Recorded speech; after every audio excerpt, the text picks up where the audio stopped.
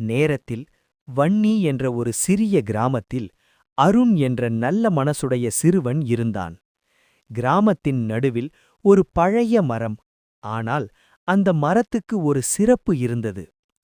அந்த மரத்தின் நிழல் எந்நேரமும் இடம் மாறாது, எப்போதும் ஒரு குழந்தையை மட்டுமே பின்தொடரும் என்று மக்கள் சொல்வார்கள்.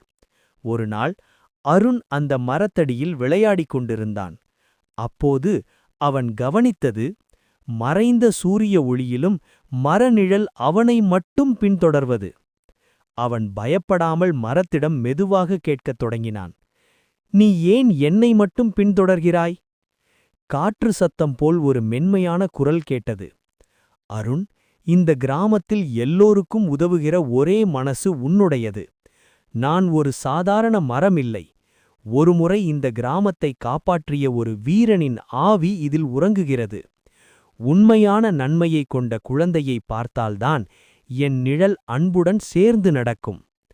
அருண் ஆச்சரியப்பட்டாலும் மகிழ்ச்சியுற்றான். அந்த மரத்தின் நிழல் அவனுக்கு மட்டும் இருப்பது ஒரு பொறுப்பு என்று அவன் உணர்ந்தான். ஒரு மாலை கிராமத்தில் தீ பிடித்தது. மக்கள் பரபரப்பாக ஓடிக்கொண்டிருந்தனர். அப்போது அந்த விசித்திர மரத்தின் நிழல் அருணை ஒரு திசை நோக்கி வழிகாட்டியது.